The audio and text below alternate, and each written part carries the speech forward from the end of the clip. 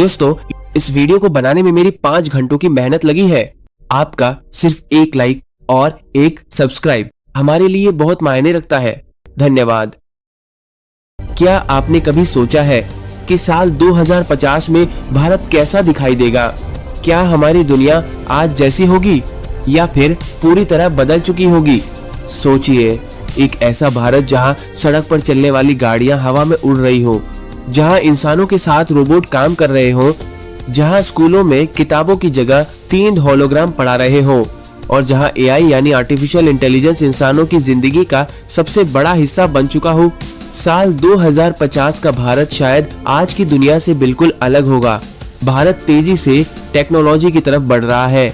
2050 तक यही टेक्नोलॉजी हमारी पूरी जिंदगी बदल सकती है। भविष्य का भारत स्मार्ट सिटीज से भरा होगा। दिल्ली, मुंबई, बेंगलुरु और हैदराबाद जैसे शहर पूरी तरह डिजिटल बन चुके होंगे। हर जगह बड़े बड़े ग्लास टावर, डिजिटल स्क्रीन और एआई सिस्टम दिखाई देंगे। सबसे बड़ा बदलाव ट्रांसपोर्ट में देखने को मिल सकता है। आज हम घंटों ट्रैफिक में फंसते हैं, लेकिन 2050 तक शायद ट्रैफिक जाम लगभग खत्म हो जाए, क्योंकि उस समय ड्राइवरलेस कार्स यानी खुद चलने वाली कारें होंगी। इन गाड़ियों में एआई सिस्टम लगे होंगे जो खुद रास्ता समझेंगे और लोगों को सुरक्षित जगह तक पहुंचाएंगे। भविष्य में भारत में फ्लाइंग कार्स भी दिखाई दे सकती हैं। मुंबई और दिल्ली जैसे शहरों में लोग हवा में उड़ने वाली टैक्सी से ऑफिस जा सकते हैं। इससे समय की बचत होगी और सड़क पर भीड़ कम हो जाएगी। 2050 तक भारत पेट्रोल और डीजल पर बहुत कम निर्भर होगा। ज्यादातर गाड़ियां इलेक्ट्रिक और हाइड्रोजन एनर्जी से चलेंगी। इससे पोल्यूशन कम होगा और शहरों की हवा पहले से ज्यादा साफ हो जाएगी। भारत रिन्यूएबल एनर्जी में दुनिया का सबसे बड़ा देश बन सकता है। राजस्थान और गुजरात जैसे राज्यों में विशाल सोलर प्लांट्स होंगे जो पूरे देश को बिजली देंगे। 2050 में घर पूरी तरह स्मार्ट हो सकते हैं। 2050 में घर पूरी तरह स्मार्ट हो सकते हैं। घर के अंदर लगा आई सिस्टम इंसानों की आवाज पहचान कर हर काम करेगा। जैसे ही कोई व्यक्ति घर में एंट्री करेगा, लाइट अपने आप ऑन हो जाएगी और एआई असिस्टेंट दिन भर की जानकारी देने लगेगा।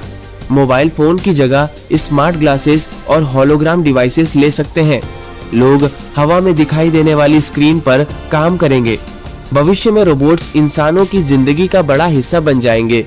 घरों में सफाई, खाना बनाना और सुरक्षा का काम रोबोट करेंगे। बड़े बड़े होटल, फैक्ट्री और ऑफिस में मशीनें काम करेंगी।